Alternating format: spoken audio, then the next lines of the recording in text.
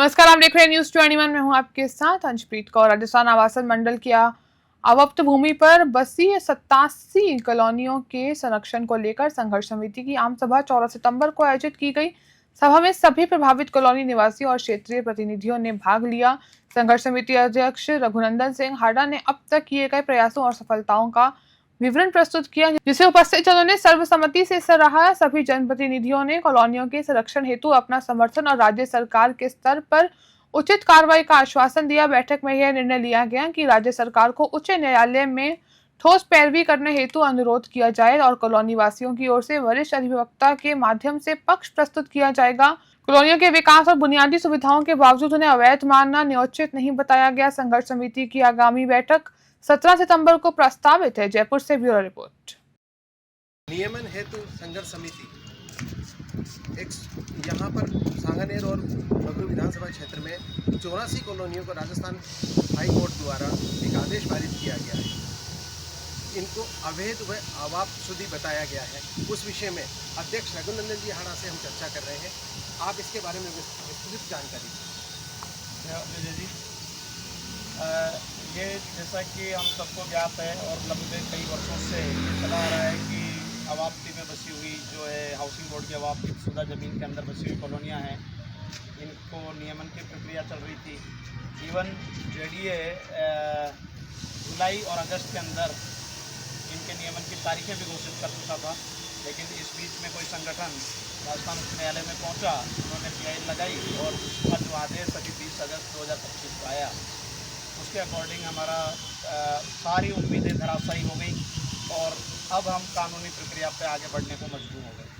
ठीक है, कोई बात नहीं, हम अपनी जगह सही तरीके से और ईमानदार तरीके से ही हम यहाँ पर बचे हैं।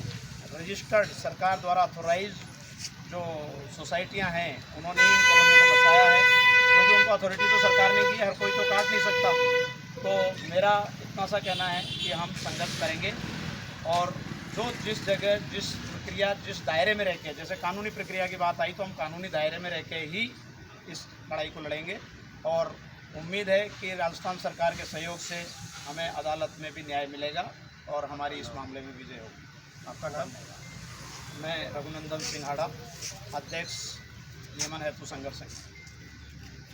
आदरणीय राम प्रसाद जी चौधरी जो इसके संयोजक हैं, मैं उनसे भी पूछना चाहूँगा कि जो ये PIL आई है इसके बारे में आप आगे क्या करेंगे?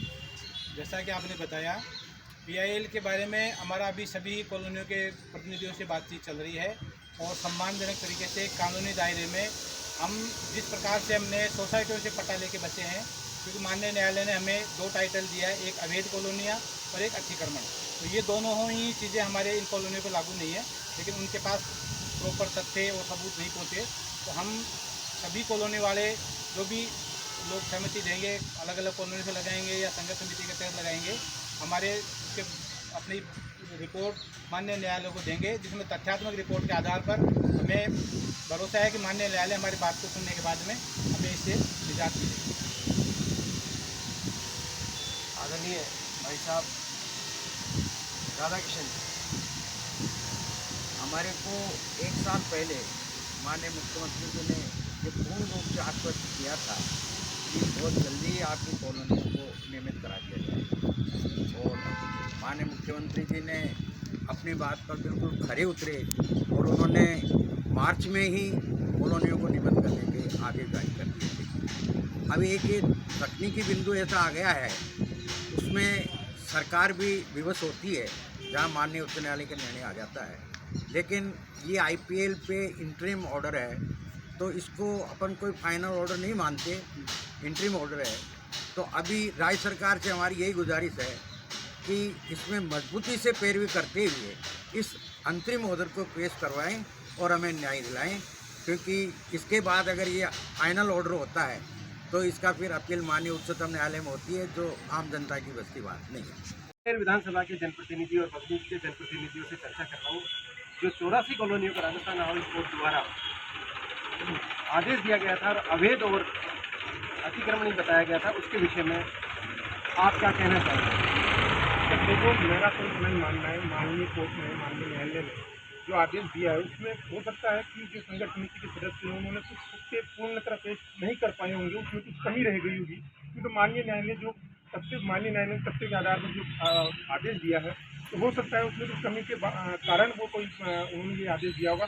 बाकी मेरा ये मानना है, माननीय न्यायालय भी चाहता है कि इतने लोग बेघर ना हों, तो इसके लिए आप दोबारा जो अपने पास सकते हैं पूर्ण मजबूती के साथ आप वापस से करोगे तो 100% ये नियमित कॉलोनी वापस से कॉलोनी आराम से नियमित हो जाएगी, वापसी मुक्त कर दिया जाएगा। तो मेरा तो निवेदन इतना सा ही है कि संघर्ष समिति जो संघर्ष कर रही है उसमें थोड़ी सी और करे और तथ्य के साथ अपना पक्ष पेश करे तो 100% ये काम होगा।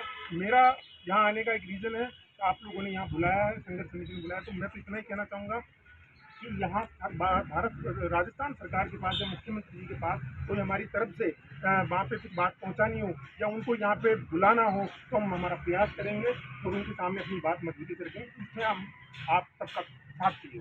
बहुत बहुत धन्यवाद। आज की जो ये चर्चा हुई इसके विषय में आप क्या कहना चाहिए?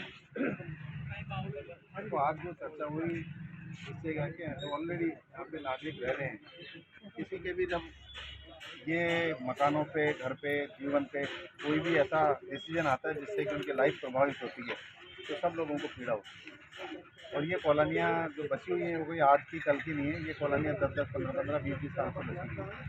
तो इनकी समस्या को लेके हम जितना कोशिश करेंगे कि सरकार तक अपनी बात को रखें और सरकार इसको न्यायालय में अपनी बात को रखे जिससे कि उनको न्याय मिल सके, उनकी पारिवारिक स्थिति यथावत बनी रहे और अपनी लाइफ को बहुत अच्छी तरीके से करें। बहुत बहुत धन्यवाद राहुल जी कि आप हमारे जो कॉलोनी से जुड़ा हुआ जो मामला चल रहा है, माननीय न्यायालय ने जो आदेश दिया कि 8 सप्ताहों में कॉलोनी खाली करे और सरकार के सामने पेश करे, तो मैं आपके चैनल के माध्यम से न्यायालय से निवेदन करूँगा कि जो 20 साल से जो कॉलोनियाँ में जो समस्या थी रोड, लाइट, पानी की, आज लगभग वो कॉलोनियाँ डेवलप हो चुकी है करीब 100%। तो मैं तो आपके चलवा निवेदन करूँगा न्यायालय से कि इस पर कुछ कानून में संशोधन करे और इन कॉलोनियों को अप्रूव कराने का एक प्रावधान निकाले ताकि पूर्ण जनता को एक सहानुभूति मिले और अपना जीवन कायदे से यापन। माननीय उच्च न्यायालय का जो आदेश था हम सबको पता है और अभी संघर्ष समिति बनकर काम सभा का आयोजन हुआ अंदर और तय हुआ कि हम फिर से कोर्ट में अपना पक्ष रखेंगे।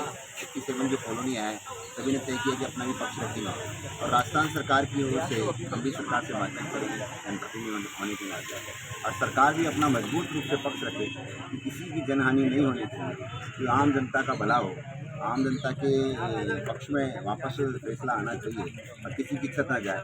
ऐसे विषयों को लेकर आज हमने समर्थन भी किया है, सहयोग भी किया है। जनता इस प्रकार से हमारा सहयोग चाहिए, हम सब लोग उनके साथ हैं।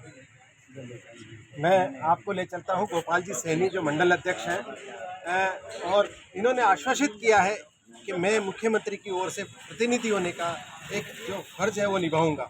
इसके विषय में आप क्या कहना चाहेंगे? ये तो विजय जी का बड़प्पन है जो मुझे ये सब चीज़ें बता रहे हैं, कह रहे हैं। देखिए ये हाई कोर्ट का मामला है, हमारा जितना प्रयास होगा हम जनता के लिए, हमारे परिवार के लिए, सामान्य विधानसभा की जितनी भी समस्याएँ हैं काफ़ी 24 घंटे में 4 घंटे काम कर रहे हैं जनता के लिए, अपने परिवार के लिए, जो पूरी राजस्थान को अपना परिवार मानते हैं। माननीय मुख्यमंत्री उसी संदर्भ में मैं आपको आश्वस्त कर सकता हूँ कि जितना मेरे से प्रयास होगा उतना मैं हर संभव मदद करूँगा और मदद करता हुआ भी आया हूँ और साथ ही ये अनुरूप ही काम करते हैं। जो लीगल होगा वो लीगल तरीके से